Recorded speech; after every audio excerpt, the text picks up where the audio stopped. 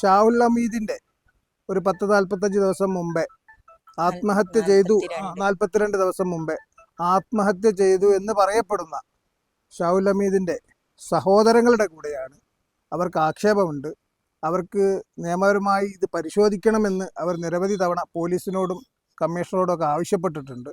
അപ്പോൾ ഇന്നാണില്ലേ പോലീസ് ഒന്ന് മൊഴിയെടുത്തത്. അപ്പോൾ എന്താ കാര്യങ്ങളൊക്കെ ഒന്ന് വിശദീകരിക്കൂ. എന്തൊക്കെയാണ് പിന്നെ ആങ്ങളെ മരണമൊക്കെ ആയിട്ട് ബന്ധപ്പെട്ട് നിങ്ങൾക്ക് പറയാനുണ്ടല്ലോ, അത് നമ്മുടെ ആളുകളൊക്കെ ഒന്ന് കേൾക്കട്ടെ. ആങ്ങളെ എന്തായാലും സൂയിസൈഡ് ചെയ്യൂല. ഇത്രയും കാലം അതിലും വലിയ പ്രതിസന്ധികളൊന്നും ഉണ്ടായിട്ട് ചെയ്തിട്ടില്ല. അഥവാ അങ്ങനെ ചെയ്തിട്ടുണ്ടെങ്കിൽ അതിന് തക്കതായ ഒരു കാരണം ഉണ്ടായിരിക്കും. അതിന്റെ പിന്നിൽ ആരാന്ന് എനിക്കറിയണം. കാരണം എൻ്റെ ആങ്ങളനെ ഈ മരണത്തിലേക്ക് എത്തിച്ച ഒരാളുണ്ട് അതിന്റെ പിന്നിൽ. ആ ആളാരാന്ന് എനിക്കറിയണം.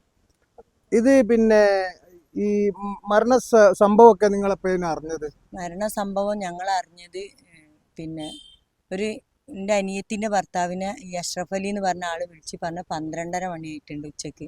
അതായത് ഈ സെപ്റ്റംബർ 18-ാം തീയതി 12:30 മണിക്ക് വെള്ളിയാഴ്ച വിളിച്ച് പറഞ്ഞത്. ഇവര് മിംസ് ഹോസ്പിറ്റലിൽ എത്തിച്ചത് 7 മണിക്ക് എത്തിക്കണമെന്നാണ് പറയുന്നത്. 7 മണിക്ക് മിംസ് ഹോസ്പിറ്റലിൽ എത്തിയിട്ട് ഞങ്ങൾ അറിയുന്നത് ഉച്ച 12:30 മണിക്കാണ്. രാവിലെ 7 മണിക്ക് എത്തിയിട്ട് നിങ്ങൾ ഉച്ചക്ക് 12:30 മണിക്കാണ് നിങ്ങൾ 12:30 മണിക്കാണ് നിങ്ങൾ അറിയുന്നത്. അപ്പൊ എന്താ നിങ്ങൾ വിളിച്ചു പറഞ്ഞത്? ഞങ്ങളെ സ്ത്രീകളല്ല, എൻ്റെ അനിയത്തിന്റെ ഹസ്ബൻഡിനെ വിളിച്ചിട്ട് പറഞ്ഞത് ഇങ്ങനെ ഷാവുല് ചെറുതായിട്ടൊന്ന് വിഷം കഴിച്ചിട്ട് മിംസ് ഹോസ്പിറ്റലിൽ ഉണ്ടെന്നാണ്. ഇങ്ങനെ സീരിയസ് ആണ്, വെന്റിലേറ്ററിലാണെന്നൊന്നും പറഞ്ഞിട്ടില്ല.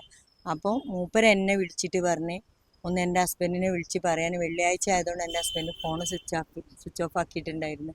എന്നെ വിളിച്ചിട്ട് പറഞ്ഞു നിങ്ങളൊന്ന് വേഗം ബാപ്പനോട് മിംസിലേക്ക് എത്താൻ പറയണോ.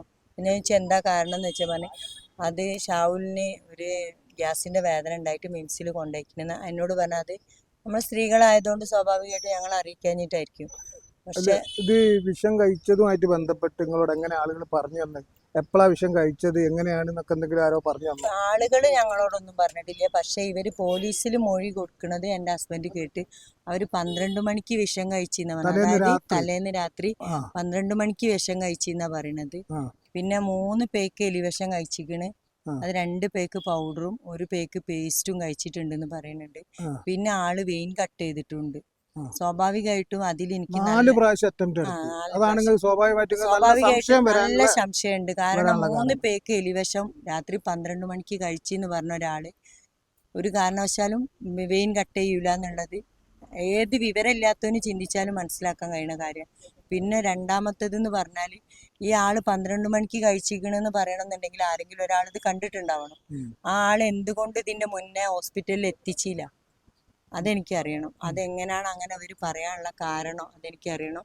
എൻ്റെ ആങ്ങളന്റെ മരണത്തിന് പിന്നിൽ ആരാ കളിച്ചത് എന്നുള്ള എനിക്കറിയണം. ഇതൊക്കെ പോലീസിന് നിങ്ങൾ മൊഴി കൊടുത്തു? ഇല്ല, പോലീസിനോട് അങ്ങനെയുള്ള കാര്യങ്ങളൊന്നും ചോദിച്ചിട്ടില്ല. പോലീസ് നിങ്ങൾക്ക് എന്താ പ്രശ്നം പിന്നെ അപ്പം ഞാൻ പറഞ്ഞു എനിക്ക് എൻ്റെ ആങ്ങളന്റെ മരണത്തിന്റെ കാരണം അറിയണമെന്നാണ് പറഞ്ഞത്. പിന്നെ അവര് ചോദിക്കുന്നത് മുഹ്സിൻ ആരാണ്, മുഹ്സിനായിട്ട് എന്താ ബന്ധം, റൂഫത്തിനിഷ ആരാണ്, അങ്ങനെ ചോദ്യങ്ങളാണ് അവർ ചോദിച്ചത്. ഇതുമായിട്ട് ബന്ധപ്പെട്ടല്ലേ ചോദിക്കുന്നത്? പോലീസിന്റെ ഒരു വേർഷൻ ആയിരിക്കാം. മോഹ്സിൻ എന്ന് പറഞ്ഞ എൻ്റെ ആങ്ങളുടെ സുഹൃത്താണ്. അവരായിട്ട് ഞങ്ങൾക്ക് കുറെ താങ്കളെ ഇവരെ അലീന്റെ ഷോപ്പിൽ വർക്ക് ചെയ്യാൻ തുടങ്ങിയ മുതൽ നമ്മൾ അതിലേക്കൊന്നും പോകണ്ട. അപ്പൊ അത് പോലീസിന്റെ ഒരു ഭാഗമായിരിക്കാം, അന്വേഷണത്തിന്റെ ഭാഗമായിരിക്കാം. അവർ പലതും അന്വേഷിക്കുമല്ലോ. നമ്മൾ കാണുന്ന കാഴ്ചയിലല്ല പോലീസ് കാണുക ചില വിഷയങ്ങൾ. അതാണ് ഞാൻ മനസ്സിലാക്കുന്നത്. താത്തക്ക് എന്താ പറയാനുണ്ടോ? എനിക്ക് നഷ്ടപ്പെട്ടത് എൻ്റെ ആങ്ങളെ മാത്രല്ല, നമ്മളെ ബാപ്പക്ക് സ്ഥാനത്ത് നിൽക്കുന്ന ഒരാളും കൂടിയാണ്. നമ്മളെ കുടുംബത്തിന് എന്ത് വന്നാലും നമ്മളെ കൂടെ നിന്ന് എല്ലാ കാര്യങ്ങളും ചെയ്തു തരുന്ന ഒരാളും കൂടിയാണ്. അതുകൊണ്ട് എനിക്കിൻ്റെ ഈ നഷ്ടം ഒരിക്കലും നികത്താൻ പറ്റാത്ത നഷ്ടം. ഇതിനെന്താണോ സംഭവിച്ച എൻ്റെ ആങ്ങളക്ക് സംഭവിച്ച എന്താണോ അതെനിക്ക് അറിയണം. അതിന് ഏതറ്റം വരെ പോവാനും ഞാൻ റെഡിയാണ്. എവിടെ വരെ പോവാനും ഞാൻ റെഡിയാണ്. സാമ്പത്തികമായിട്ട് എൻ്റെ കയ്യിൽ പൈസ ഇല്ല. പക്ഷെ അതുകൊണ്ടാണ് ഞാൻ നിങ്ങളോടൊക്കെ വിളിച്ച് സംസാരിക്കുന്നത്. ഏതറ്റം വരെ വേണമെങ്കിലും ഞാൻ പോവാൻ റെഡി. ഞങ്ങളെന്റെ മരണകാരനെ അറിയണം. തീർച്ചയായിട്ടും നിയമപരമായി ഇതിൽ ഏതൊക്കെ ചെയ്യാൻ പറ്റുമോ ആ രീതിയിലുള്ള സഹായങ്ങൾ ഞങ്ങളുടെ ഭാഗത്തുനിന്ന് എല്ലാവരുടെ ഭാഗത്തുനിന്നും ഉണ്ടാകും. ഇത് കുടിക്കുന്ന എന്താ പറയാനുള്ളത് പറഞ്ഞോളൂ. എൻ്റെ കാക്ക മരിച്ചു എന്ന് പറയുന്ന ആ ദിവസം 12 മണിക്ക് രാത്രി വിഷം കഴിച്ചു എന്ന് പറഞ്ഞ ആള് രാവിലെ 6 മണിക്ക് അവരെ ഉമ്മൻ്റെ സഹോദരിൻ്റെ മകൻ സൽമാൻ എന്ന് പറഞ്ഞിട്ട് അവരെ ഫോണിൽ വിളിച്ചു എന്നാണ് പറയുന്നത്. അതൊരിക്കലും സംഭവിക്കാൻ പാടില്ലാത്ത കാര്യം. പിന്നെ അവര് തന്നെ പറയുന്നുണ്ട് കാക്കന്റെ ഫോണെല്ലാം കാക്ക ഫിംഗർ എല്ലാം ഒഴിവാക്കി ഫോർമാറ്റ് ചെയ്തിട്ട് പുതിയ ഫോൺ പോലെ ആക്കി വെച്ചിട്ടുണ്ടായിരുന്നു. ആ ഫോൺ ഇപ്പൊ ആരുടെ കയ്യിലല്ലേ? അതറിയില്ല. പോലീസിന്റെ നിങ്ങൾ ചോദിച്ചോ? ഒന്ന് പോലീസിന്റെ കയ്യിലുണ്ടോ? ഇല്ല, അറിയില്ല. ഞങ്ങളൊന്നും ചോദിച്ചില്ല. ഞങ്ങൾ മരിച്ച പിറ്റേന്ന് ഫോണ് ചോദിച്ചിട്ടുണ്ടായിരുന്നു. ആ. അവര് ഞങ്ങൾക്ക് ഫോണ് തന്നിട്ടില്ല. സിറാജ് എന്ന് പറഞ്ഞ ഒരു ഫ്രണ്ട് ഉണ്ടായിരുന്നു. അവന് ഞങ്ങളെ വീട്ടിൽ വന്ന് പറഞ്ഞത് പിന്നെ ഇല പോയി മുള്ളിൽ വീണാലും മുള്ളു പോയ ഇലയിൽ വീണാലും എനക്കാണ് കേട്. ഇവനൊരു സ്ത്രീ വിഷയത്തിൽ പെട്ടിട്ടുണ്ട്. പിന്നെ ഫോണൊക്കെ ഇവന് സൂയിസൈഡ് ചെയ്യണ മുന്നേ ഫോർമാലിറ്റി ചെയ്തിട്ട് ഫിംഗറൊക്കെ ഒഴിവാക്കിയിട്ട് ഫോണൊക്കെ പുതിയ ഫോണ് മാതിരിയാക്കി വെച്ചിട്ടുണ്ട്. ഞാൻ പറഞ്ഞു ആയിക്കോട്ടെ, എനിക്ക് ഫോണ് കിട്ടിയാൽ മതി എന്ന് പറഞ്ഞപ്പോൾ പറഞ്ഞു. പിന്നെ അതിനൊരു മറുപടിയും പറഞ്ഞില്ല. പിന്നെ എന്നോട് അവനൊരു വാക്ക് പറഞ്ഞു, നിങ്ങൾ ഇതിന്റെ പിന്നാലെ പോകണ്ട, നിങ്ങൾ പിന്നാലെ പോയാൽ എവിടെ എത്തൂല എന്നൊരു വാക്ക് പറഞ്ഞു. പിന്നെ ഇപ്പോ ഈ മരിച്ച പിന്നെ നിങ്ങളെ അനിയന്റെ ഭാര്യയും മക്കളും ഒക്കെ വേറെ വീട്ടിലല്ലേ താമസം? അവര് അനിയന്റെ ഭാര്യയും 2 മക്കളും അനിയനും ഒരു വീട്ടിലാണ്. അതായത് അവന്റെ ഭാര്യന്റെ വീട്ടിലാണ് താമസം. പിന്നെ അവളെ സഹോദരൻ അഷ്റഫ് അലി എന്ന് പറയുന്ന ആള് വേറെ വീട്ടില് വാടകയ്ക്കാണ് താമസം.